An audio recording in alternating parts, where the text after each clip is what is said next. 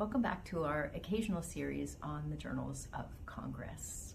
We've had a slight delay of game in this series, but we're hoping to get back to this more regularly. And you might know that I was trying to get us out of 1774 and into 1775, and desperately hoping to get us all the way into 1776 very quickly.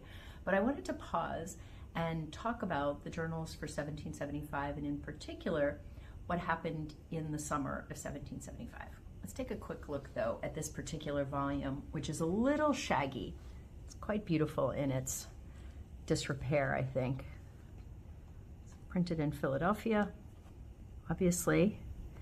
Bradford, gorgeous. Since it was President's Day just 2 days ago, I thought maybe we could look at what happens in the summer of 1775 when the Continental Congress, which reconvened just in May of that year, if you remember, they concluded the First Continental Congress in the fall of 1774, and they said, we'll be back in the spring of 1775. Indeed, they do return in May of 1775 after Lexington and Concord, and the first thing they record in the journals is all this testimony about what had happened at Lexington and Concord.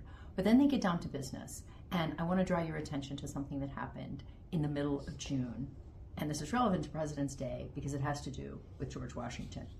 So what happens on June 14th is that the committees are forming to discuss a military, an actual army for the new United States, or what will be the new United States. They form a committee, notice here, a committee to think about the rules and regulations for the government of the Army. And the committee includes Mr. Washington. On the very next day, on June 15th of 1775, that committee reports out to the full Continental Congress, and they resolve, right here, that a general be appointed to command all the Continental forces raised or to be raised for the defense of American liberty.